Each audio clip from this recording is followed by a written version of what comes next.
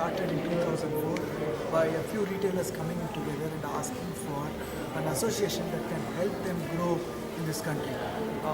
Retail as an industry is not something that was very well established, and that's the reason why the retailers came together. We are currently a 13-year-old association. Most of the modern retailers in the country are members with the Retailers Association of India from the length and breadth of the country. We've got more than 1,100 retailers as members with us, and they represent about 500,000 stores in the country.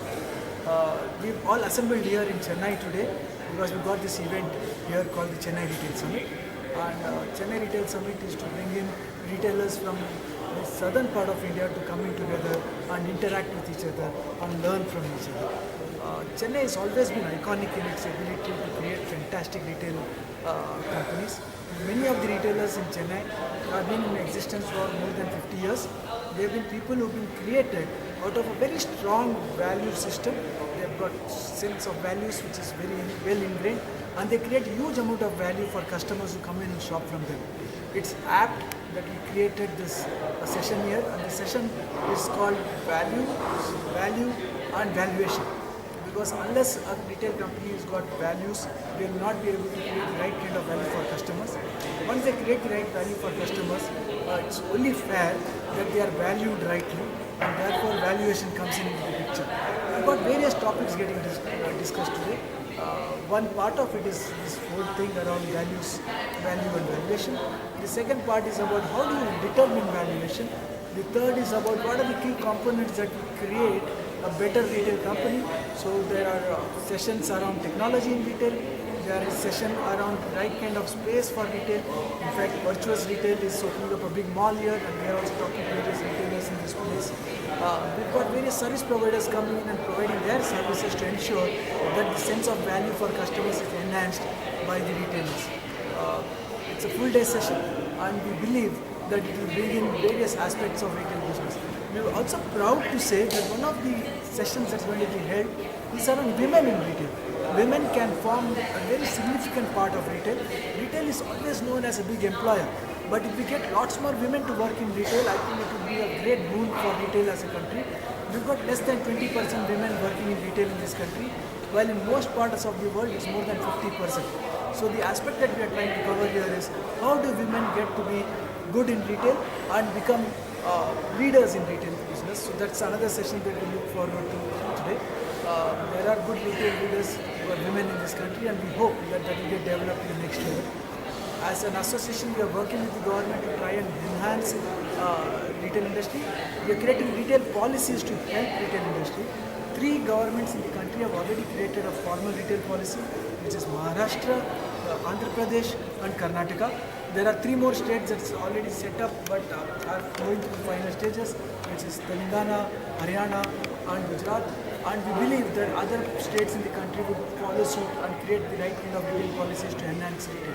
Retail is employment, and it employs people from various walks of life. It is also the employment for many people, which is their first employment, and for others who could possibly never get employed elsewhere are employed in this retail business.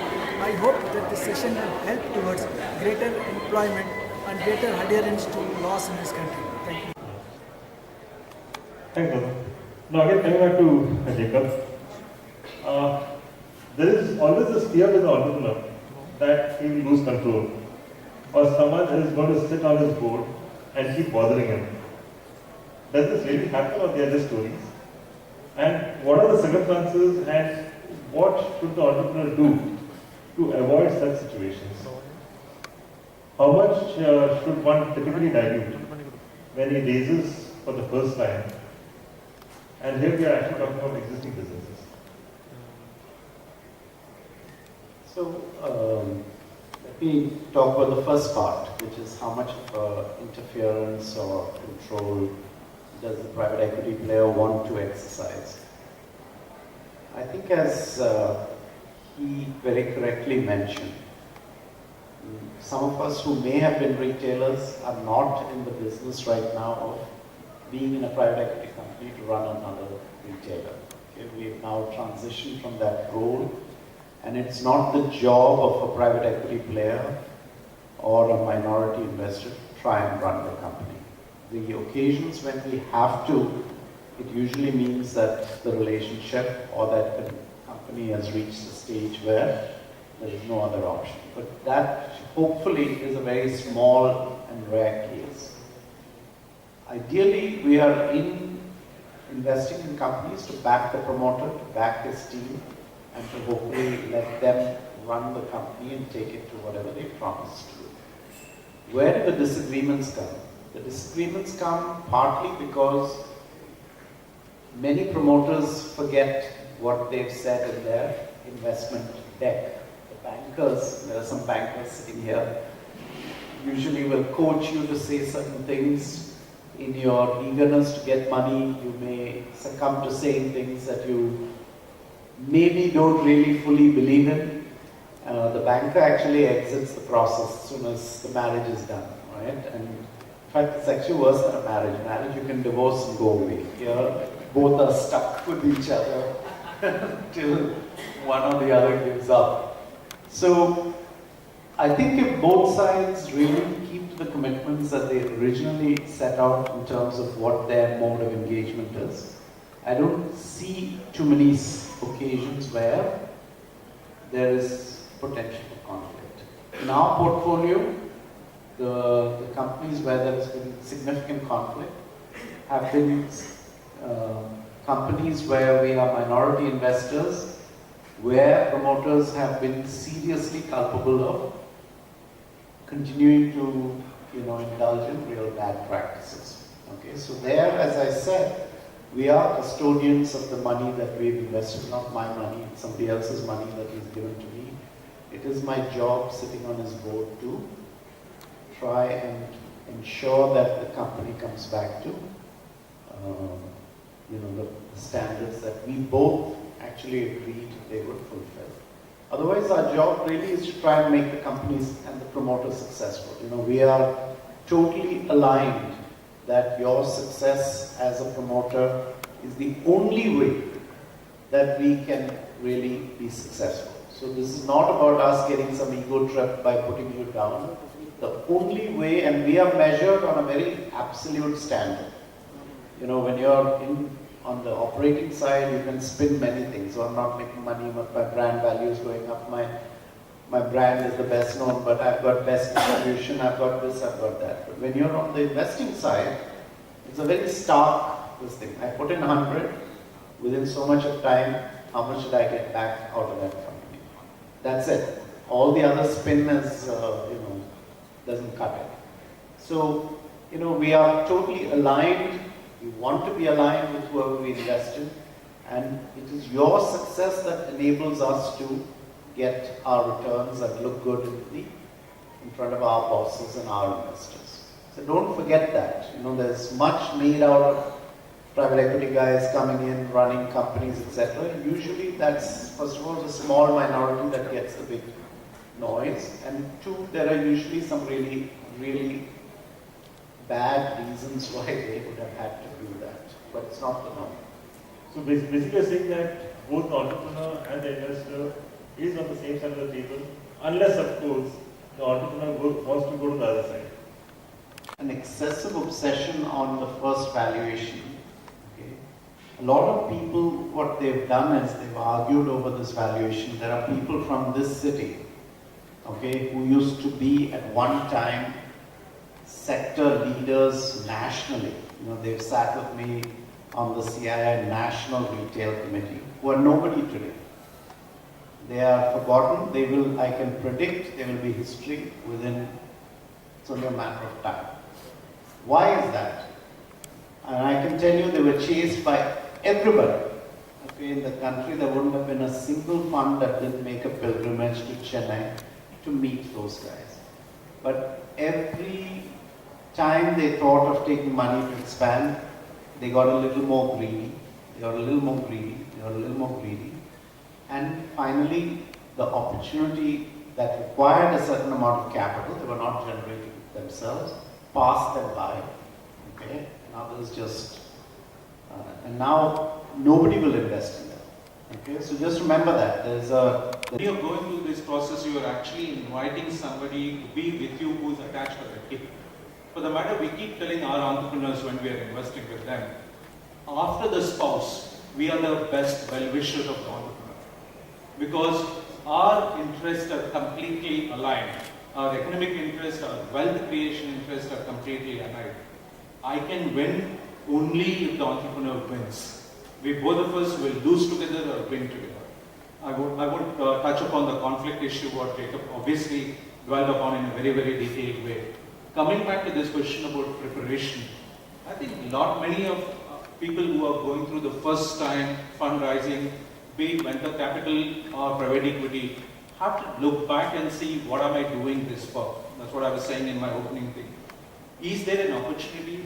Am I prepared in terms of inviting somebody to come and sit with me, ask the relevant questions, and what is it in the process over the next 5 or 10 years I'm trying to create for myself and other stakeholders. As much as when they're taking the money, there should be also the clarity to say that any investor who is joining the journey will also look for an exit. It is the process, it may not happen in the next 3 months, 6 months, 9 months, but there should be a clarity to say and have a very clear understanding with the partner who is joining your journey, to understand from him saying that what is he looking at, how many years is his outlook to be partner with your journey. I'm not going down the path in terms of explaining about actual process per se itself, whether it is appointment of investment banker, whether it is in terms of getting your books clear, converting a partnership company into a private limited company or a public limited company. I think there are more nuances of the processes, important steps. I'm not saying that they're not important, they're not time consuming, they will take time. It is easier said than done to convert a partnership company to a private limited company. There are enough number of tax issues, capital gains issues, shareholding issues, everything what one has to go through.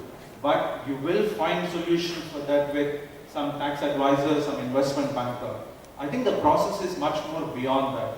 To have a clear understanding to say, which is the partner whom do I want to invite? As much as some of these conflicts, what we were discussing previously, it's also because of not enough time being spent by both the parties in terms of understanding each other very well.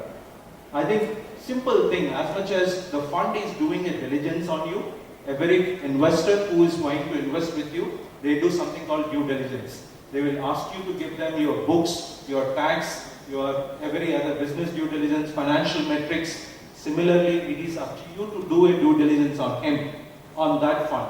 Who is the specific person from the fund who is going to work with you? Is it Jacob or Srini or somebody from there? What is their outlook? What are they as a person to deal with? What are their personal parameters? Their frequencies, your frequencies. What is the fund's mandate? Is the fund doing opportunistic in my sector? Or do they have a defined plan to be in my sector?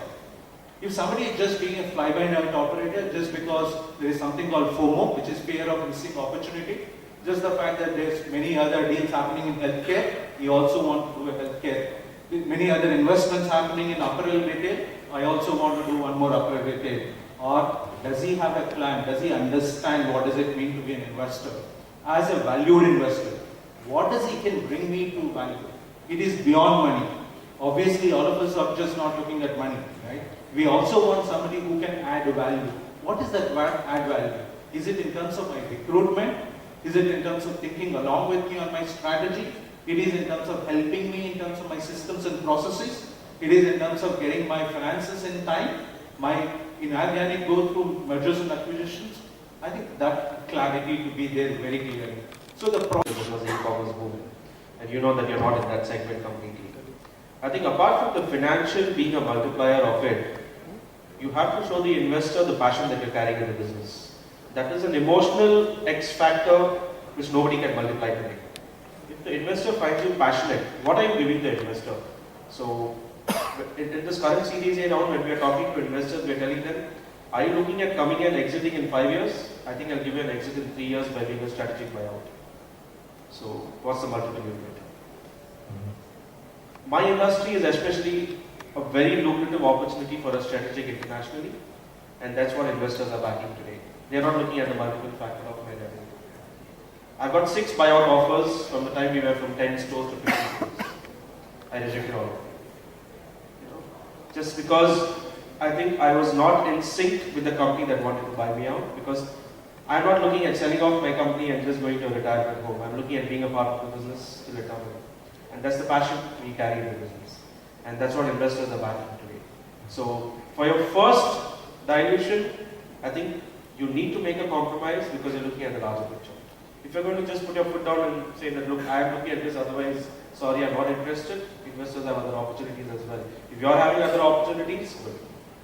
But I think at the stage when you're doing your first round, at an initial, when you're like 3 to 5 stores, you need to explain to the investor very clearly, if you're going to really look at giving me a lower multiple, it has to be a win-win for both of us. And I think when you make the investor understand that emotional quotient, and when he sees the passion in you, I think they take a fair call. Investors are not looking at, I feel investors, the term investors is kind of very misinterpreted in the entrepreneurial place where people, I'm coming across these terms first time like losing control and fear.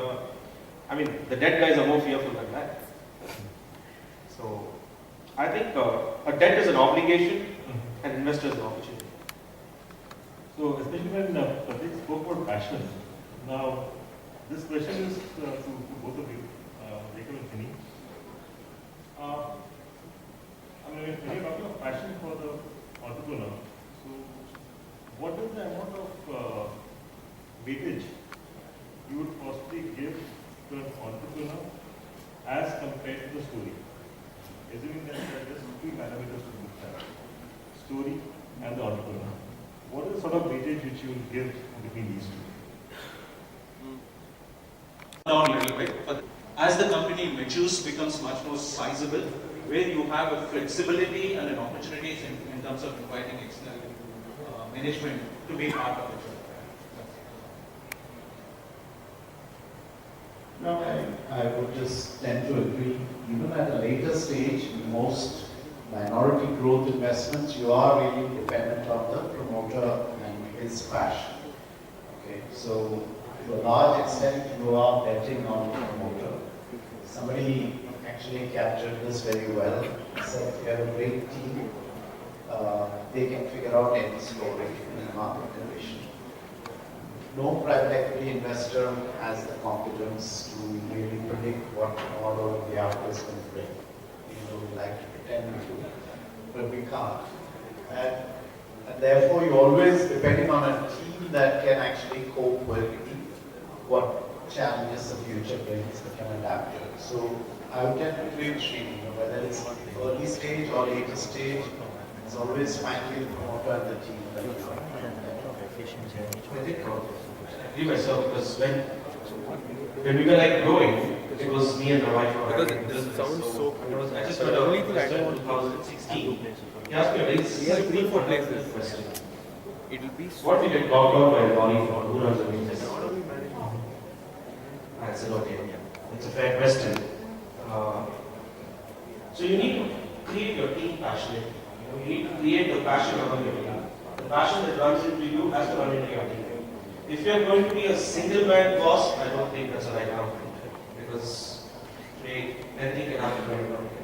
You can't put 100% on one person. I would rather diversify the team. So I think at our stage, when in our company, we really created a team that, runs by itself and has the same passion for it. We've set a very great goal for everybody. Everybody in the team knows the goal. So it's not me, not my wife, I have a vice president, a CFO. Everybody runs towards the same goal. So the team is very important. Everyone's aligned. Everyone is aligned. Everyone is aligned with the vision of the promoter.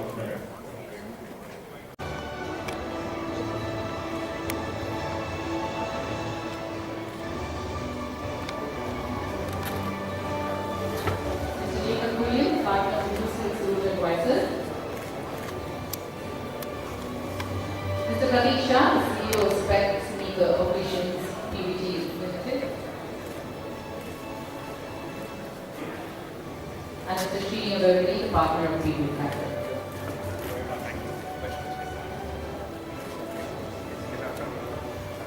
Sir, please, sir.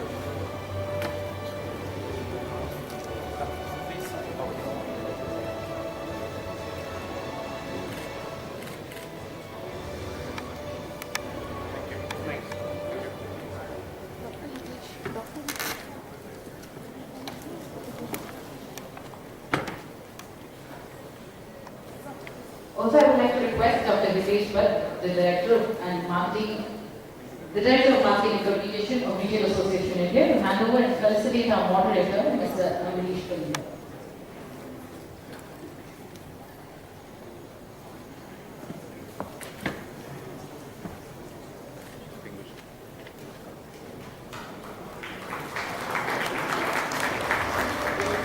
Thank you so much.